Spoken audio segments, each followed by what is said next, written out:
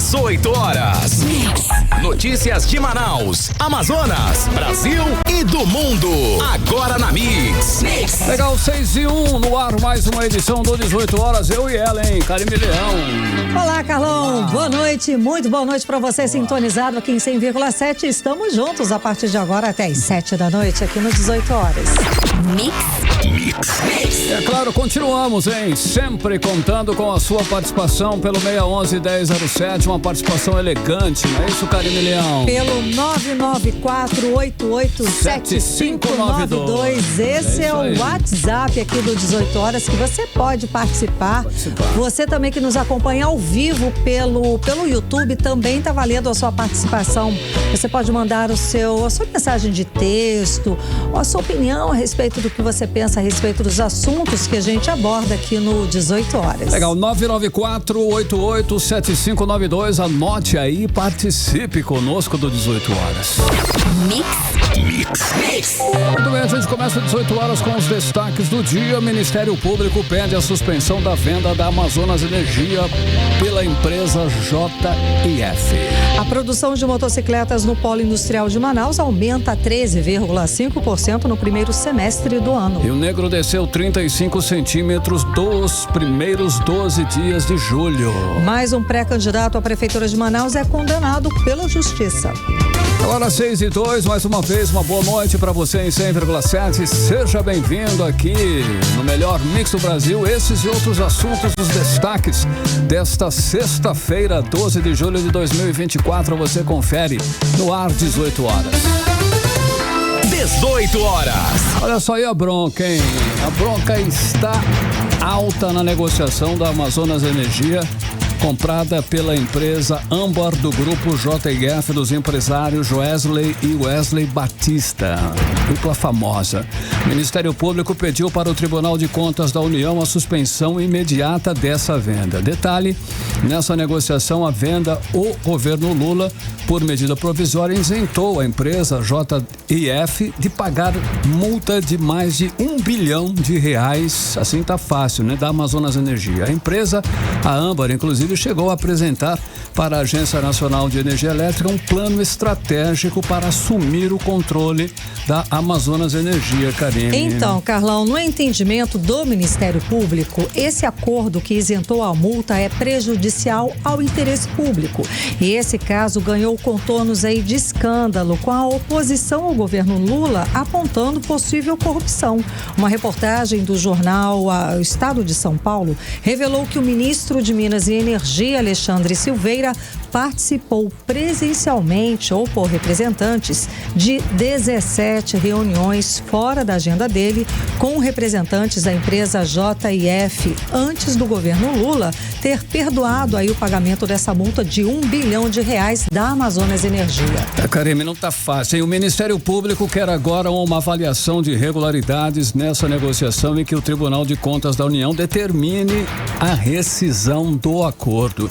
Também solicita a investigação de supostos benefícios da medida provisória do governo Lula que isentou a empresa JIF de pagar a multa. Simples assim. Pois é, Carlão, é importante explicar que pelo acordo a empresa JIF dos irmãos Joesley e Wesley Batista também deveria entregar 4 usinas termoelétricas depois de um leilão que aconteceu em 2021, mas não cumpriu os prazos. Bom, por isso ficou sujeita à rescisão de contrato, mas um acordo feito agora em abril desse ano livrou a empresa JIF dessa penalidade, numa medida não divulgada pelo Ministério de Minas e Energia, ou seja, né, Carlão, Sim. tudo muito obscuro, muito estranho. Tem alguma coisa. O que isso significa, Karime Leão e ouvintes? Se for cancelado o contrato com o grupo JIF, a Amazonas Energia está na berlinda, vai continuar nessa situação de ter aí uma dívida maior do que o patrimônio. Uma vez que a empresa JIF não tem condições de pagar as dívidas bilionárias acumuladas pela concessionária e nem manter a Amazonas Energia funcionando. O péssimo serviço prestado pela Amazonas Energia é vivenciado diariamente por nós amazonenses, nós que moramos aqui, que sofremos aí com frequentes apagões e quedas de energia. Só realmente, Karime Leão e ouvintes, nós sabemos, né, o quanto é ruim o serviço da Amazonas Energia. Pois é, ruim, a gente paga caro, né, por esse serviço ruim, para receber de volta esse péssimo serviço. Agora é importante pontuar que, diante desse impasse sobre o novo controlador da Amazonas Energia, o serviço só tende o quê? A piorar ainda mais. A empresa não é lucrativa. A dívida só da empresa da Amazonas Energia é de 10 bilhões de reais. E como você disse, Carlão, tem mais dívida do que patrimônio. Sim. Se o governo não intervir, não se meter nesta situação, Manaus corre um sério risco de enfrentar apagões cada vez mais frequentes e diários. Agora são 6h06, você no melhor mix do Brasil. 18 horas. Olha só, a boate K4 Lounge no bairro de Flores, zona centro-sul da cidade, foi fechada por risco de tragédia, isso mesmo. O pedido foi feito pelo Ministério Público e acatado pela Justiça, Karime. Carlão, a proprietária da casa de festas foi ainda multada em R$100 mil por poluição sonora e por não ter licença ambiental. Quem está acompanhando esse caso é o repórter André Meirelles, que conversa ao vivo agora com a gente. Boa noite, André. Então, o prédio onde funcionava a boate não tinha sequer saída de emergência, André. Conta mais pra gente. Boa noite. Olha aí a situação, Karine. Nossa. Muito boa noite pra você, boa noite, Carlão. Boa noite aos nossos ouvintes ligados aqui na 100.7. Feita uma perícia ali no local com os órgãos municipais e estaduais, foi constatado vários problemas ali no K4 Lounge, inclusive a falta de saída de emergência. Isso aí acabou trazendo um alerta para as autoridades, porque lembrou aí aquele caso, né, daquela tragédia, na verdade, da Boate Kiss, né, que aconteceu aí, que acabou vitimando aí, matando 242 pessoas e ferindo 636 ali na cidade de Santa Maria, no Rio Grande do Sul, no dia 27 de janeiro de 2013, né, que inclusive tem até uma notícia aí que a própria Boate Kiss, né, na última quarta-feira começou a ser demolida para a construção de um memorial no lugar. Então isso lembrou, né, não tem uma saída de emergência, então lembrou aí essa tragédia e aí voltou toda aquela situação, né, toda aquela polêmica que a gente tá falando dessa boate. Para quem frequenta já sabe o que a gente tá falando, para quem não frequenta, mas se recorda desse nome, né, Boate K4 Lounge, já ouvi falar muito na pandemia também, teve também aí bastante escândalo onde ela funcionou ali durante a pandemia do Covid-19, onde durante era para todos lockdown. Os estabelecimentos exatamente estarem ali fechados e ela estava funcionando ali, né? Eu tive hoje aí o acesso à decisão do Ministério Público do Estado do Amazonas, que diz que a empresa YB Cavalcante Rodrigues Limitada, que é a K4 Lounge, que tem a sede ali no Conjunto Laranjeiras em Flores, que a proprietária é a Ianca Beatriz Cavalcante Rodrigues, o funcionamento no local foi interrompido por poluição sonora recorrente provocada pelas atividades ilegais exercidas sem ter ali o alvará de funcionamento e sem o licenciamento ambiental numa área residencial. Isso significa que no meio ali das pessoas, né, que estão querendo dormir, estão querendo sossego, muitas pessoas estão descansando, tem uma casa de show fazendo barulho. A gente resume assim desse jeito, né? Essa notícia teve início a partir de denúncias formuladas pelos próprios vizinhos ali sobre o estabelecimento, em que relatam que ali no local, além do excesso de barulho por causa dessas festas que promovem, inclusive, que acontecem inclusive de madrugada, acaba provocando a perturbação do sossego dos moradores ali das imediações. Também estaria funcionando, né, sem licença ambiental, licença municipal de operação, estudo de impacto de vizinhança e que não possuía o tratamento acústico, né, que é aquela, né, aquelas placas que são colocadas ali, como tem aqui no estúdio, para impedir que o som, né, vaze. Então não tinha isso, não tem na verdade isso no local.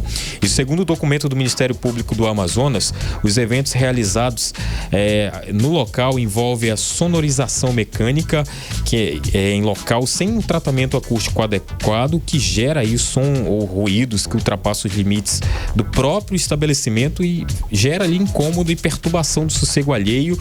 e isso acaba ficando em desacordo com as normas ambientais de limitação à emissão de ruídos, né? Então, por isso a empresa não comprovou que possuía aí o isolamento acústico eficiente, nem o licenciamento ambiental, e aí acabou justificando a imediata paralisação das atividades. Assim, o Ministério Público determinou a interdição total desse estabelecimento até que seja 100% regularizada, sob pena de multa no valor de R$5.000 por dia de funcionamento, em desacordo com a determinação judicial, né? Se aí eles forem promover festas, agora que eles promovem de acordo com as redes sociais dele ali, principalmente no Instagram, eles acabam promovendo festas, principalmente nos finais de semanas, né? Quinta, sexta, sábado. Se um desses dias ou outro dia acabarem funcionando ali no local, vai ser aplicada, além da multa que já foi aplicada de 100 mil, que está lá na conta da proprietária, que ela tem que pagar 5 mil diárias aí, R$5.000 diária, né? E esse histórico de irregularidades do K4 Lounge aponta que a boate já foi fechada por conta de aglomeração da pandemia de Covid-19 em uma blitz da Central Integrada de Fiscalização, a CIF, e que o boate já foi autuado pela CIF por uso irregular de equipamentos de som, além de já ter sido interditado por falta de alvará de funcionamento e pela presença de adolescentes consumindo bebidas alcoólicas.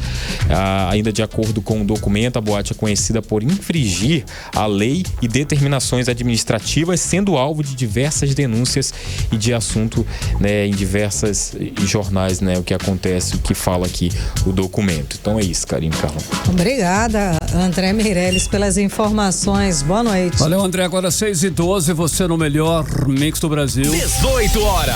Olha só, tem uma boa notícia, hein, para os servidores públicos. Olha só, o governo Wilson Lima anunciou hoje nas redes sociais o pagamento da primeira parcela do 13º salário dos servidores. Karine. Então, Carlão, os pagamentos vão acontecer nos dias 23 e 24 agora do mês de julho. A previsão é essa, tá? Segundo o governo, somado aí ao pagamento da folha mensal, vai ser injetado cerca de R$1 bilhão na economia do estado. Legal, boa noite para você em 100,7, 6h12, os destaques do dia, edição do 18 horas no ar. 18 horas.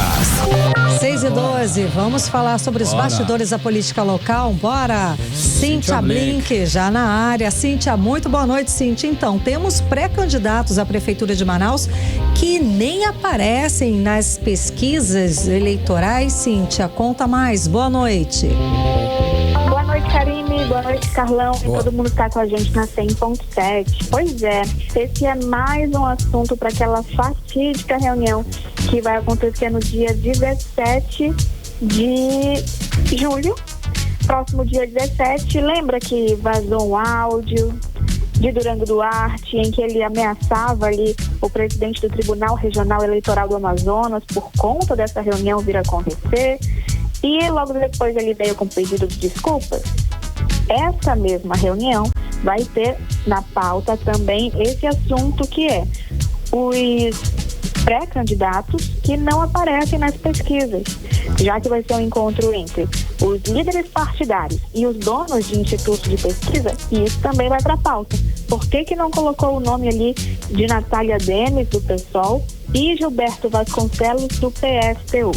Por que o nome deles não está lá? Esse assunto foi discutido pelo Real Time 1. E aí, eu fui conversar com donos de institutos de pesquisa para saber. O que eles disseram é que, nesse momento, não tem nada oficial, né? Na verdade, pré-candidatos são uma invenção que foi feita, assim, não existe de verdade, não está valendo.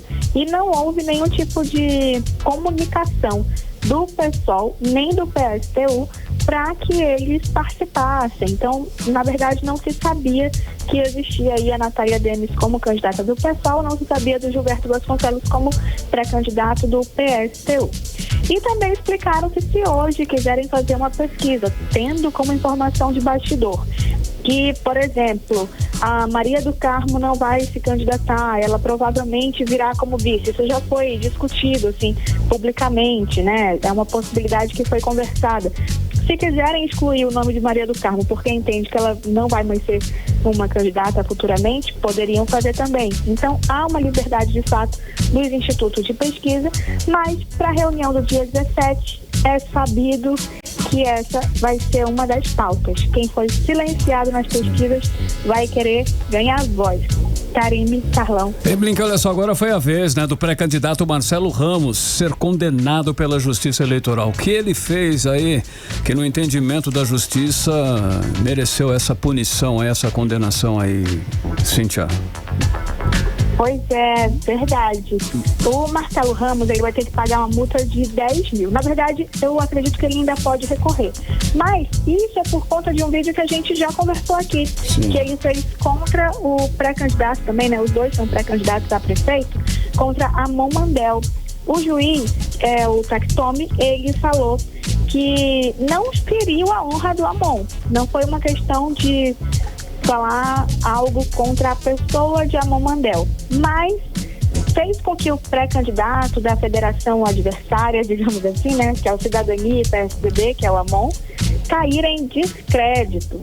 Houve uma tentativa de fazer ele cair em descrédito, o que é proibido por lei eleitoral. Ele fala no vídeo que tem gente que envelhece muito cedo, se referindo ao Amon e fazendo uma comparação ali entre quem falava nas campanhas que era um novo, né? Ele trouxe o vídeo do atual prefeito, Davi Almeida, só que na época ele era apenas candidato, e também do governador Wilson Lima, também nesse momento em que ainda não tinha assumido nada, estava no momento ali de campanha.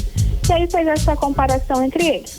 Qual que é o problema disso? Porque ainda não pode fazer propaganda. A propaganda eleitoral começa a partir do dia 16 de agosto. Isso vale para tudo. Tanto para fazer a propaganda para dizer vote em mim, quanto para dizer não vota no fulaninho. Então, se o Marcelo tivesse colocado esse mesmo material para rodar a partir do dia 16 de agosto, não teria problema. Como ele colocou antes, aí ele se antecipou na propaganda e por isso tem que pagar 5 mil. Os outros 5 mil é pelo fato dele ter patrocinado, impulsionado o vídeo nas redes sociais, que é colocar esse vídeo para que mais pessoas vejam. E aí você paga e aquele mesmo vídeo vai rodar de tal forma que chega aí para mais gente. E isso rendeu outra multa de 5 mil. Então, somando 5 com 5, até eu faço essa conta, deu 10 mil aí de multa. Deu 10. Fica barato, fica barato, porque ele atingiu, né, o negócio. Ele acaba atingiu. Que é barato, um valor, é um prejuízo aí calculado, digamos aí, né? Exatamente, Karime, um prejuízo calculado. Baratinho. Exato, né? Porque a gente falou do prefeito ontem, ficou metade disso, né? Olha aí, verdade. Blink, o ex-presidente da Assembleia Legislativa e ex-deputado Belarmino Lins, ele está com a pré-campanha nas ruas, ele quer ser prefeito de Fonte Boa, é isso? É isso aí, o Belarmino Lins, né? Belão, você falou, mais conhecido como Belão, popularmente conhecido, enfim. Ele é ex-deputado estadual e ele viveu ali 8 mandatos. Então você multiplica 8 por 4, que já ficou mais complexa ali a conta. Pra mim também. Foi o tempo que ele passou na Assembleia Legislativa. E ele foi grande responsável por tirar a Assembleia do Centro, levar para o lugar que a gente conhece hoje, tanto que uma série de prédios ali dentro, né, tem o nome de Lins, os auditórios e tudo mais. Então, Belarmino Lins, digamos assim, aposentado do parlamento, onde ele deixou um filho, que é o Jorge Lins, que hoje é deputado estadual. Sim. Agora, ele não quer aposentar da vida política, não. Agora ele quer ser prefeito de Fonte Boa. Legal. E para isso, ele conta com o apoio, né, do governador Wilson Lima, que está ali em plena campanha para beneficiar Belão lá na cidade de Fonte Boa, que é a cidade natal do Belão. Sim. Ele também conta com o deputado federal Átila Lins, que é irmão dele. E é isso, está nessa empreitada aí pela prefeitura. Entre as propostas dele está combater o avanço da criminalidade e violência no município. Então ele está pleiteando aí ser prefeito de Fonte Boa. Depois aí, Cíntia, de 32 anos ele de volta, deputado, né? 32 foi aí. É bacana, hein? Agora ele, tanto com esses apoios e tudo mais, ele tem grandes chances, não tem, Cíntia? O que você analisa? Olha, ele tem chance, mas é importante deixar chegar no final da eleição. Esperar mais, quer ver a primeira pesquisa. A família Lins, A família dele tem o apoio do governador, já é um grande apoio, porque tem a máquina, né? Tem a máquina, tem uma tradição dentro de Fonte Boa, ele não ganhou esses mandatos todos aí, esses 32 Fonte anos. Boa, Foi, vem de lá os votos. A Fonte Boa, o próprio filho dele continuar, né?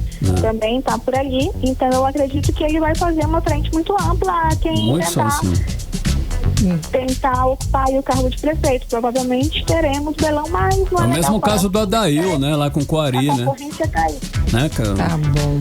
É verdade. Mas Coari já dá pra ter uma briga um pouco assim, né? Mas realmente digamos que se fosse jogando aquele jogo do mapa, esse lugar já era do Belão. Aquele Coari já é da família Pinheiro, entendeu? Isso, por aí vai. Seus domínios assim de território. Tá ótimo, Blink. Obrigada pelas informações. Bom fim de semana. Valeu, Blink. Até segunda. Tá certo, obrigada. Até segunda. Valeu. 6h21, você era o melhor Mix do Brasil. 18 horas. Olha só, o Ministério Público do Amazonas intensifica ações agora contra a venda de bebidas alcoólicas para menores nas festas aí de comemoração dos 92 anos da cidade de Manacapuru. Que acontece agora, hein, Karime, nesse fim de semana aí. Então, Carlão, e quem descumprir aí a recomendação pode ter o comércio interditado, além de pagar multas com valores que vão de 3 a 10 mil reais. Vamos acompanhar os detalhes com a Jané Araújo. Os festejos do aniversário de 92 anos do município de Manacapuru acontecem no período de 13 a 16 de julho.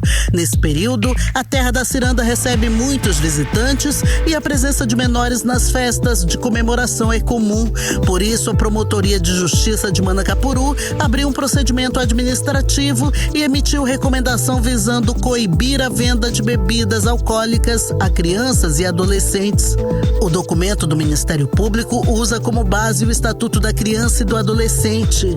A venda de bebida alcoólica a menores é considerada crime punível com detenção de 2 a 4 anos e multa, conforme o promotor de justiça Timóteo Almeida. A portaria é justamente para, na tutela dos direitos da infância e da juventude, acompanharmos algumas condutas.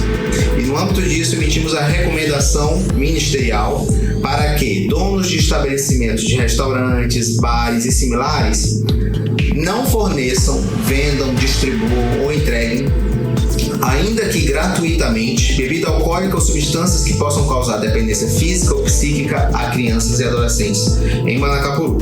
Essa obrigação legal, está prevista no Estatuto da Criança e do Adolescente, lá no seu artigo 243, inclusive é considerado crime. Além disso, o descumprimento dessa proibição, segundo o promotor de justiça Timóteo Almeida, vai acarretar em multas que variam de 3 a 10 mil reais e a interdição do estabelecimento. Além de ser uma infração administrativa, conforme o artigo 258C, que gera uma multa de 3 a 10 mil reais, além de da interdição do estabelecimento enquanto não quitada a multa. Então, todas essas medidas estão sendo tomadas pelo Ministério Público de Manacapuru na tutela do público infanto-juvenil, especialmente no âmbito das festividades de 13 a 16 de julho, do aniversário da cidade de Manacapuru. Fora isso, também foi recomendado a donos de hotéis, motéis, pousadas e hospedarias, para que tenham controle efetivo quanto ao ingresso desse público infanto-juvenil, e também foi diligenciado junto a diversos outros órgãos públicos. A fiscalização estará a cargo do Ministério Público, do Conselho Tutelar, da Polícia e das Secretarias de Educação do Estado e daquele município. Os comerciantes foram orientados a exigirem documentos de identidade e a fixarem cartazes com alerta de proibição em local visível. Crianças e adolescentes também não serão permitidos em locais públicos desacompanhados dos responsáveis. Odneia Araújo para o 18 horas. Você está ouvindo 18 horas. Entrevista do dia. E vamos continuar falando sobre o aniversário de Manacapuru, que é neste fim de semana, né, Carlão? Comemora 92 anos. Está aqui com a gente nos estúdios da Mix, o prefeito de Manacapuru, Beto D'Angelo. Muito boa noite, seja bem-vindo ao 18 horas, tudo bem? Tudo bem, Karine, boa noite. Obrigado pela oportunidade, uma grande honra estar aqui com vocês e poder divulgar um pouco do nosso trabalho e da nossa cidade também, que está em festa, né? A gente é que agradece a sua presença aqui no 18 horas. E tudo pronto para a festa? Como é que vai ser? Vai ser o fim de semana? Conta pra gente. Sim. Começamos no dia de amanhã, né? Uma motociata saindo aqui da ponte do final de Manaus, aqui. Felipe Daal, né? E aí, lá nós vamos promover também o aulão de Zumba, né? Que veio uma equipe, um pessoal da Bahia, né? Então aí vamos movimentar, temos uma programação também do Cirambá e já começa no sábado. E no domingo nós teremos aí o nosso Nádio Ferinha, né? Uma programação também com as cirandas. Na segunda nós teremos Zé Felipe, né? E na terça nós temos a atração gospel, que é a Sara Farias, né? Então, que é uma tradição também do município, no último dia do evento do aniversário da cidade, um evento gospel, né? Esses shows vão ser aonde? No Parque do Ingá, tá tudo preparado, palco, iluminação, todo muito bem preparado, com muito carinho. Legal. Para que nós possamos ter, né, no público local, dos municípios circunvizinhos e também da capital. E é só chegar. Claro, hoje está muito, muito bom para chegar em Manacapuru, uma bela ponte, uma grande estrada, a cidade está preparada, aprovisionada para receber o público, né? Porque a gente olha apenas a festa, né? Mas a gente tem que olhar a logística da cidade, né? A estrutura toda para receber esses visitantes. Exatamente. Prefeito, e como é que está Manacapuru? Como é que está a cidade em estrutura? O senhor falou em estrutura, como é que está a saúde, por exemplo, também a educação, nesses últimos anos aí que o senhor tem, né, administrado a cidade?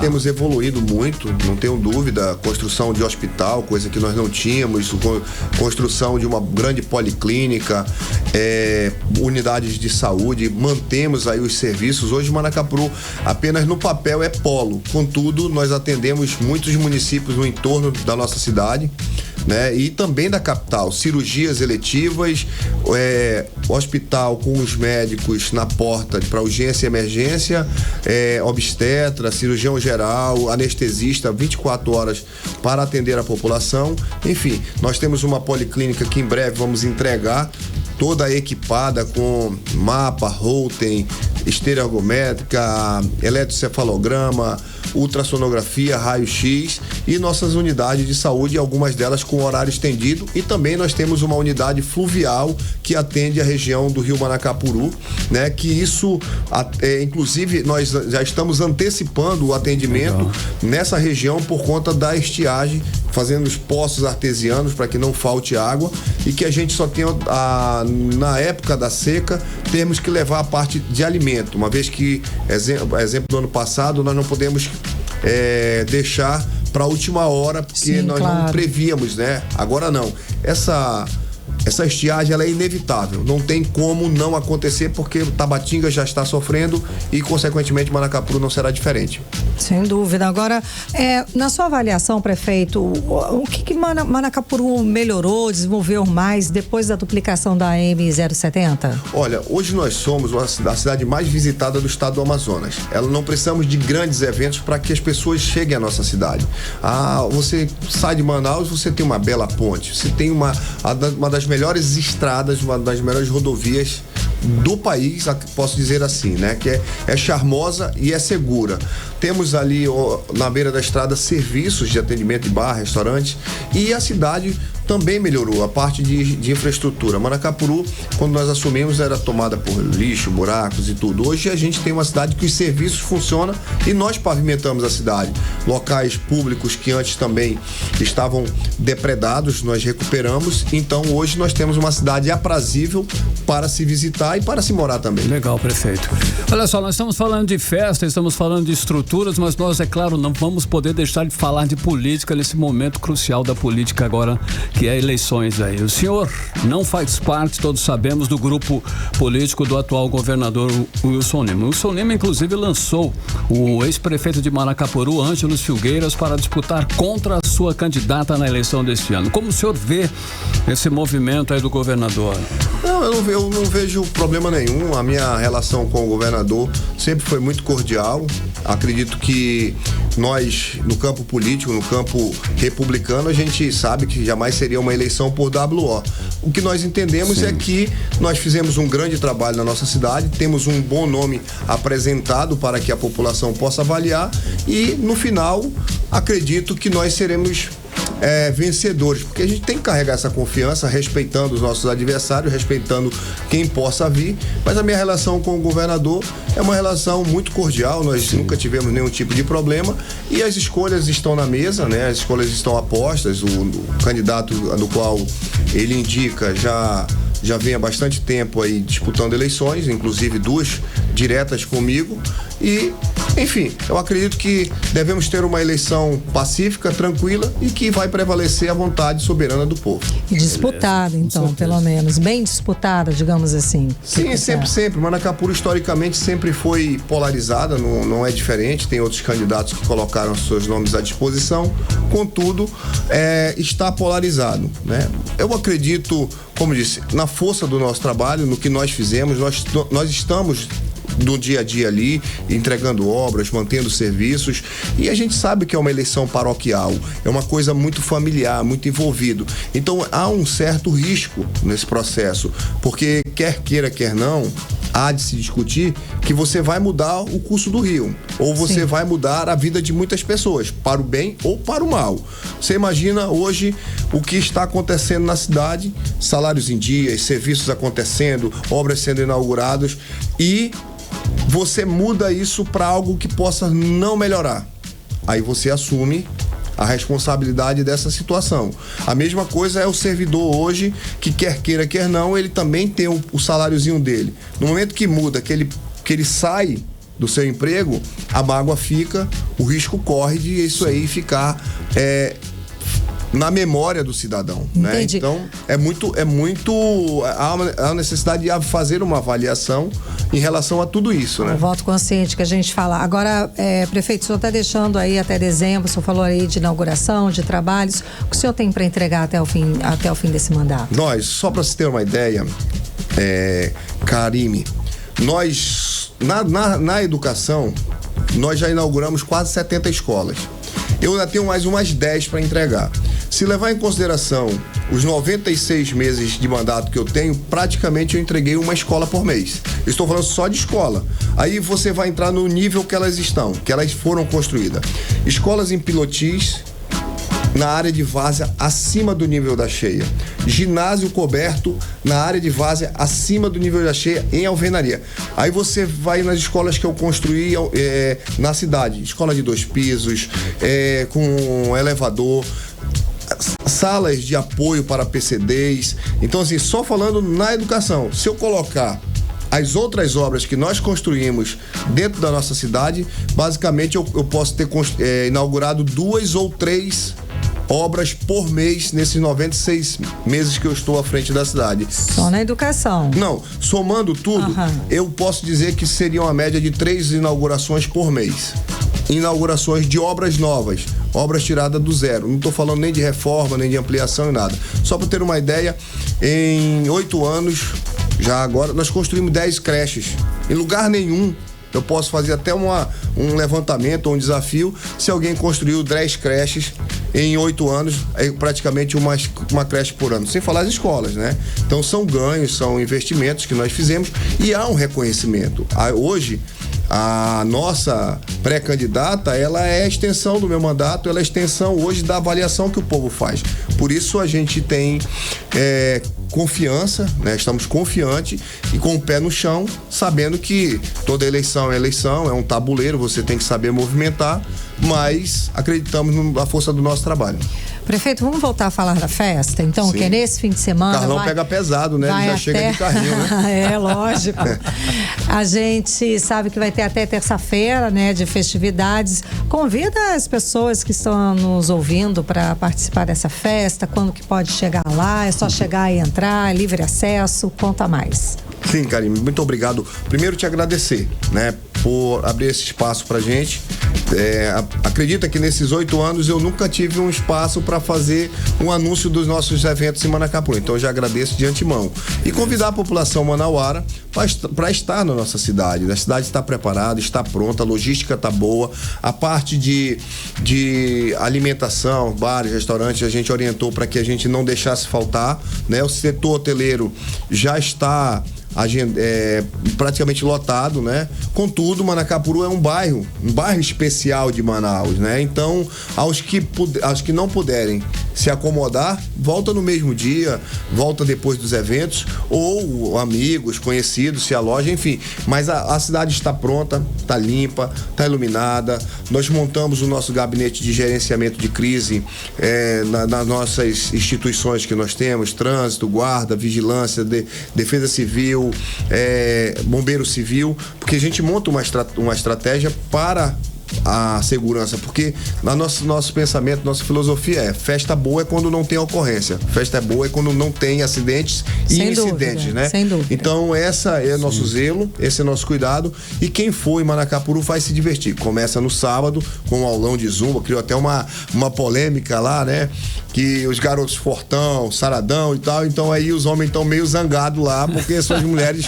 Aí vão lá fazer a aula de zumba. Isso, se relaxa, fica tranquilo, isso aí é só um dia, eles vão embora, não são daqui. Tá tranquilo. E é profissional, né? Sim, claro, mas é uma brincadeiras à parte, né? A comunidade está feliz porque a gente tem aulas de zumbas na cidade, né? Em vários locais e também na zona rural. Então junta esse povão, vai uma galera daqui de Manaus também e começa com a motociata. Então vai ser um grande evento. O Nádio Suferinha é muito esperado por muitos, né? O garoto lá é um fenômeno, o Zé Felipe também não é diferente. E o evento gospel com a Sara Farias, que tradicionalmente lota o Parque do Ingá. Tá ótimo, então muitíssimo obrigada, parabéns pela cidade, prefeito. Sucesso nas festividades, boa noite. Boa noite, obrigado mesmo. Valeu.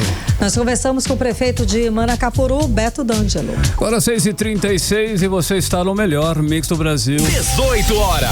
Continue aí em 100,7, olha só daqui a pouquinho, hein? De Brasília, PEC da anistia aprovada e livra partidos políticos de pagar multas bilionárias, já. É o nosso assunto em instantes. 18 horas. Agora é tempo e temperatura, previsão do tempo. Hoje é sexta-feira, então é previsão pro final de semana, hein, Karime? Exato. Sábado e domingo. E é com você. Previsão do tempo. Bora lá, para este sábado a previsão é de sol com algumas nuvens. Deve chover rápido durante o dia e a noite, segundo a previsão do Clima Tempo. A mínima prevista é de 24 graus, a máxima pode chegar a 31 graus. As chances de chuva são de 48%, a umidade relativa do ar fica entre 81% e 95%. No domingo, a previsão também é de sol com algumas nuvens e chuva rápida durante o dia e a noite. Mínima prevista de 25 e máxima não deve passar dos 31 graus. Mix. Legal, o nosso Rio Negro, ele desceu 35 centímetros nos primeiros 12 dias do mês de julho. De ontem para hoje, o nível baixou mais 4 centímetros, deixando a marca das águas no Porto de Manaus em 26 metros e 45 centímetros. Carlão, e nos últimos 5 dias, a média de vazante está se mantendo aí nos 4 centímetros. Isso só reforça o que a gente tem dito aqui no 18 horas, né? A previsão de que este ano o estado do Amazonas enfrente uma seca igual ou pior do que a do ano passado. Vamos acompanhar mais detalhes a respeito do assunto agora com a Janaína Araújo. O Rio Negro parou de encher no dia 17 de junho, passando 6 dias em estabilidade. As águas começaram a descer no dia 23 de junho, sem nem ao menos recuperar a marca do mesmo período do ano passado. Só nos 12 primeiros dias desse mês, as águas já desceram 35 centímetros, segundo dados do Porto de Manaus, que monitora o ritmo de subida e descida das águas diariamente. O ritmo acelerado da vazante esse ano, que já coloca 20 municípios do Amazonas em estado de emergência, aumenta a estimativa de que em 2024 a estiagem deverá ser tão severa quanto o ano passado ou até pior. Nos últimos 5 dias, a descida das águas tem sido de 4 centímetros por dia. De acordo com a pesquisadora Jussara Cury, do Serviço Geológico do Brasil, o ritmo de descida é normal para esse início de vazante, porém preocupante porque em algumas áreas o rio não chegou a se recuperar da estiagem do ano passado. Do Rio Negro e Manaus, continua com descidas regulares, normais por período, na ordem de 4 centímetros diários. O mesmo ocorre em Manacapuru, no Solimões, e em Itacoatiara, também com essas descidas na ordem de 4 a 5 centímetros por dia. Esse momento de estiagem, início de estiagem, estão com descidas regulares, são descidas dentro do padrão para esse período de vazante. Contudo, em algumas estações os níveis estavam baixos, né? Porque o rio não recuperou da cheia, né? Da fase da vazante no período da cheia desse ano. Em Coari, a situação é mais crítica. Desde o dia 12 de julho, o Rio Solimões já vazou quase 50 centímetros e segue em ritmo acelerado de descida. Apesar disso, de acordo com o Serviço Geológico do Brasil, no Alto Solimões, o período é de estabilidade no processo de descida e subida em função de chuvas isoladas na região dos Andes. A pesquisadora Jussara Cury explica que mesmo no período de estiagem, há chuvas nas regiões de cabeceiras, como é o caso do Alto Solimões e Alto Rio Negro. Então, nesse momento, há chuva prevista para essas regiões, que acabam abastecendo, né, a bacia como um todo. Então, é diferente, por exemplo, do ano passado, no período crítico da estiagem, que a bacia toda estava com pouca chuva, pouca umidade, zona de pressão na área central, então que dificultou o processo de formação de chuvas no geral. Então, agora nós temos uma outra situação, que é início de vazante ainda com descidas regulares. Odneia Araújo para o 18 horas. Você está ouvindo 18 horas. Olha, tanto é que a Marinha, ela está proibindo aí a navegação noturna na região do Rio Madeira por causa da baixa no nível da água. A medida é para garantir, sim, a segurança do transporte de passageiros e mercadorias durante esse período de estiagem, Karine. Carlão, aconteceu ano passado também, né? A gente lembra, durante esse período aí de estiagem. A proibição é por tempo indeterminado, lógico. Acontece no trecho de Porto Velho, em Rondônia, a Novo Aripuanã, aqui no interior do Amazonas. E a partir de agora, embarcações com a parte submersa, né? Aquele calado, que é aquela parte submersa, igual ou superior a 2,20 metros de altura, não podem navegar no Rio Madeira durante a noite. Legal, olha só, a produção de motocicletas no Polo Industrial de Manaus aumentou 13,5% no primeiro semestre de 2024, na comparação com o mesmo período do ano passado, hein, Karine? Isso segundo os dados divulgados pela Associação Brasileira dos Fabricantes do Setor, e foram produzidas entre janeiro a julho mais de 800 mil unidades aqui em Manaus, como explica o repórter André Meirelles. De janeiro a junho deste ano, 868.076 unidades de motocicletas foram produzidas no Polo Industrial de Manaus, registrando uma alta de 13,5% no primeiro semestre deste ano, na comparação com o mesmo período do ano passado. Os dados são da Abraciclo, Associação Brasileira dos Fabricantes de Motocicletas, Ciclomotores, Motonetas, Bicicletas e similares. De acordo com os dados, esse foi o melhor desempenho para os 6 primeiros meses do ano desde 2012. Em junho, foram produzidas 106.273 motocicletas. O volume é 11,5% superior ao do mesmo mês em 2023 e 33,8% inferior ao registrado em maio deste ano.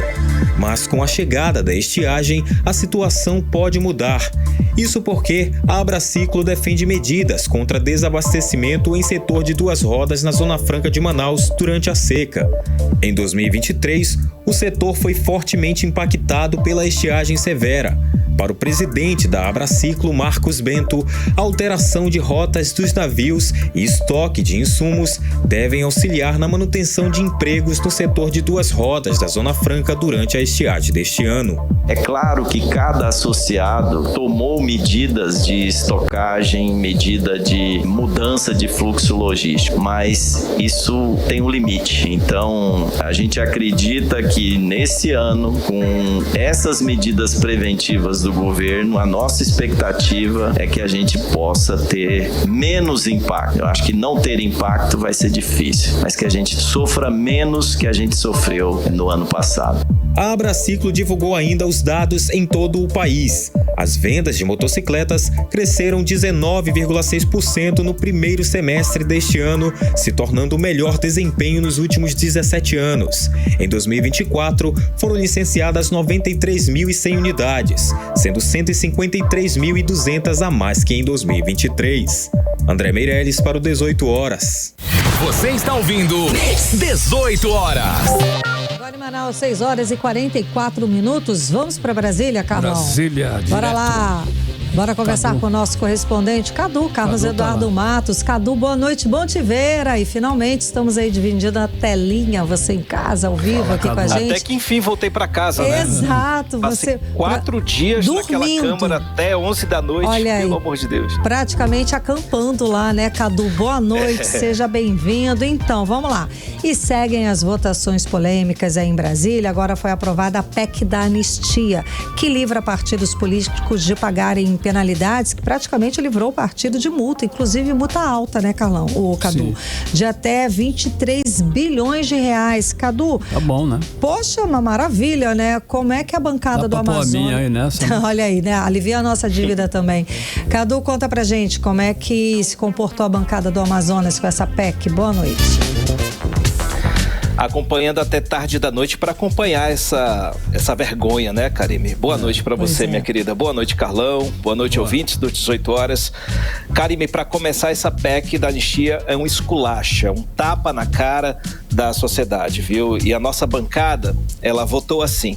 Átila Lins e Silas Câmara votaram sim nos 2 turnos de votação, tá? Porque PEC, ela é uma emenda constitucional, né? Uma proposta de emenda à Constituição, e ela, para ser votada, precisa de 2 turnos de votação. Então, Átila Lins e Silas Câmara votaram sim nessas 2 fases. Amon Mandel, Valdernei Avelino e Sidney Leite votaram não, também nas 2 fases. Adail Filho não registrou voto, provavelmente estava fora, porque ele não participou de outras votações. Saulo Viana votou sim, mas depois mudou de ideia e aí votou não na segunda fase. Capitão Alberto Neto não registrou voto no primeiro turno e aí no segundo turno ele votou não. Ou seja, Karime, foi uma votação dividida, né? Teve deputado preocupado com a repercussão da opinião pública nas redes sociais.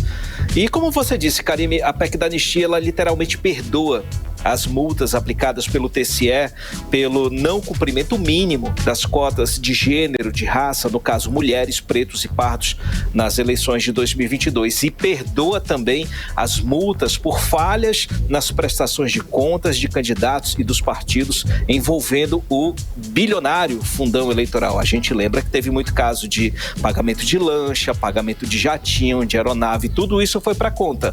Não entrou, tomaram multa. E agora essas multas estão sendo perdoadas. É isso que está acontecendo. Como você falou, a PEC da vergonha mesmo. Para observação, exatamente. Cadu, Silas está sempre na contramão, é a impressão minha. Carlão, eu pensei em você. Você sempre fala isso, cara. É verdade, viu? Lembrei de ti, que o Silas está sempre aí nessa contramão. Não, meu. Caramba. E essas multas, Carlão, elas chegam aí, como disse a Karime, na casa dos 23 bilhões, né? E envolvem principalmente os 2 maiores partidos, PT e PL. Nessa pauta, os 2 arqui-inimigos caminharam juntos, tá? E de quebra, a PEC da anistia prevê um programa de refinanciamento em até 180 meses, caso os partidos sejam multados novamente. E diminuiu o percentual que deve ser destinado para as mulheres e pretos com o uso do fundão. É mole, não é um esculacho, gente? Não é um esculacho com a justiça eleitoral do nosso país. Ontem os deputados mostraram... É um escárnio. Com a nossa cara também. Escárnio. Mostraram que tudo pode nesse país. Basta ter acordo e votar uma PEC. Que mudam as coisas, né? E a PEC da anistia, ela teve essa aprovação elástica nos 2 turnos de votação ontem à noite. 344 votos a favor e 89 votos contra no primeiro turno, 338 votos a favor e 83 votos contrários no segundo turno. Tudo bem ali no mesmo patamar, ó. 344 no primeiro turno, no segundo turno 338, ou seja, tiveram alguns arrependimentos, né? E teve um pouquinho de gente ali, 83 contrários, ou gente que desistiu de votar, inclusive. E pasme, né? Com o apoio da bancada negra, recém-criada bancada negra. Nessas horas que a bancada negra deveria mostrar força, não foi o que aconteceu, lamentavelmente. Votaram a favor dessa PEC da anistia.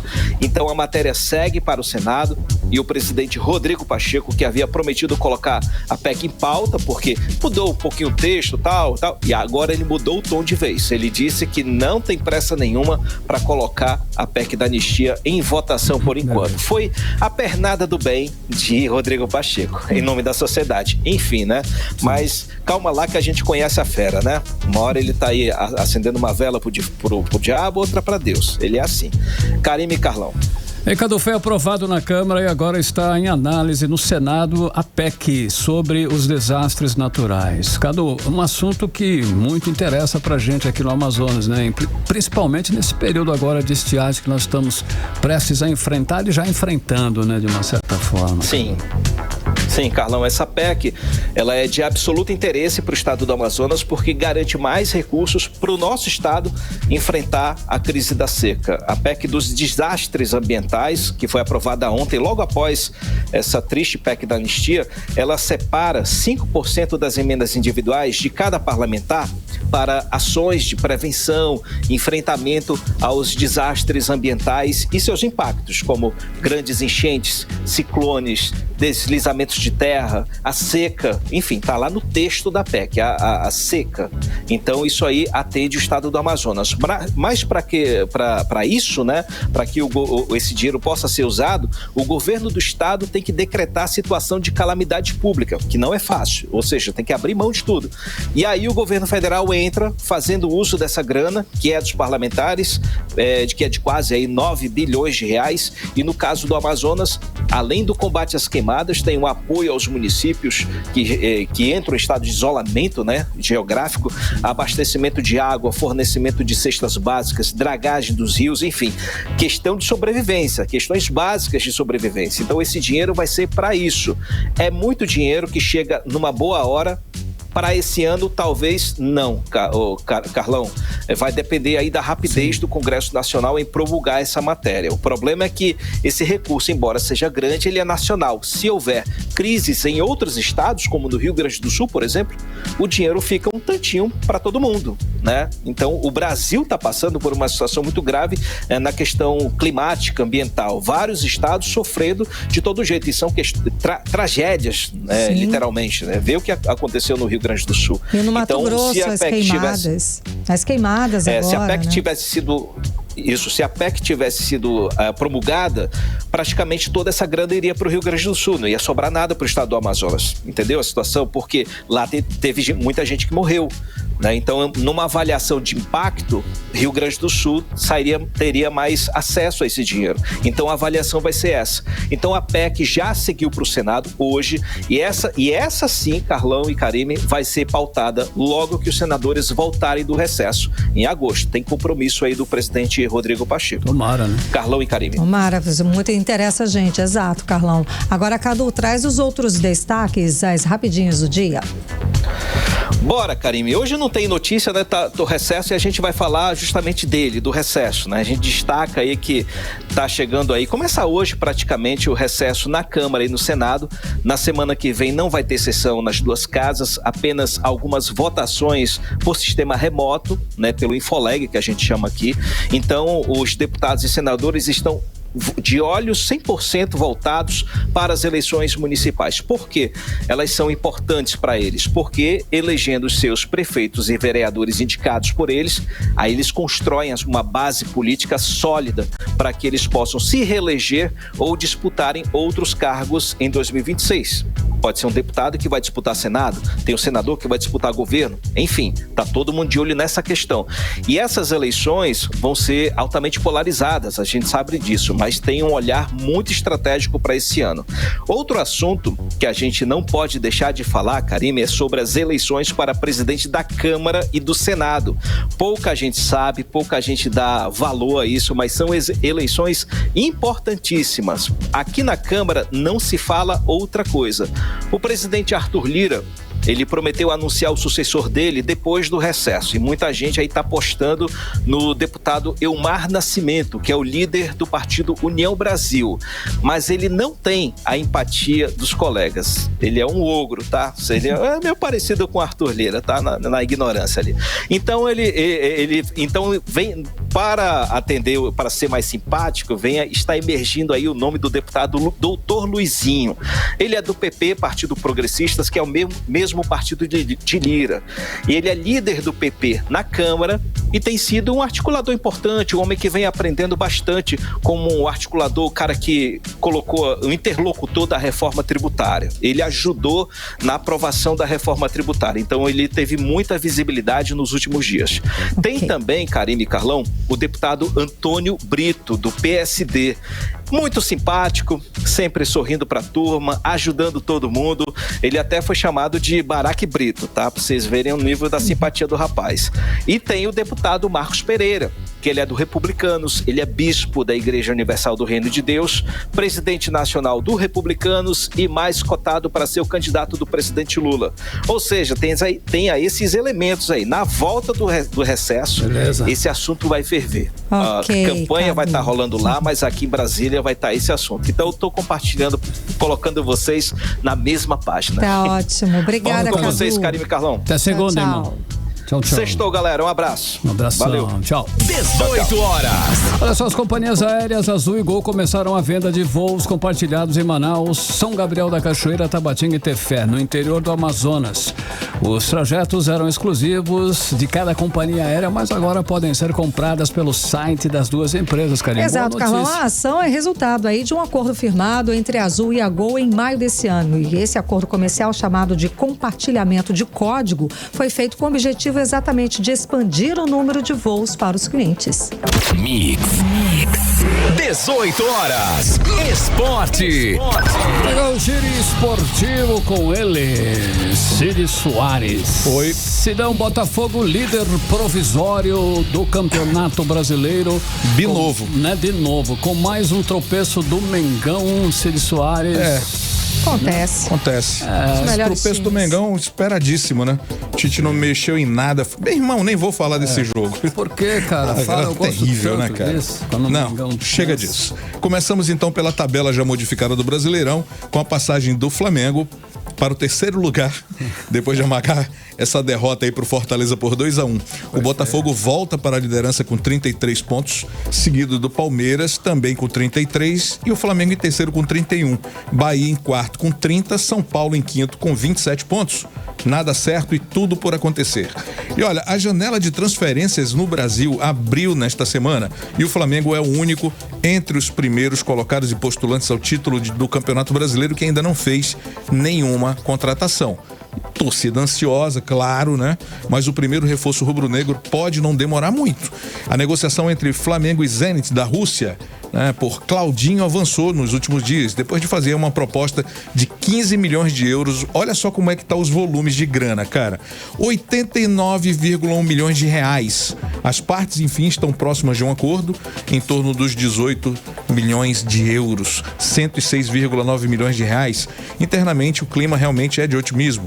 E olha, o Botafogo de São Paulo e Amazonas entram em campo nesta sexta-feira às 8 da noite. O jogo é válido pela 15ª rodada da Série B do Campeonato Brasileiro e a partida acontece no estádio Santa Cruz, Arena Nicknet, lá em Ribeirão Preto, em São Paulo.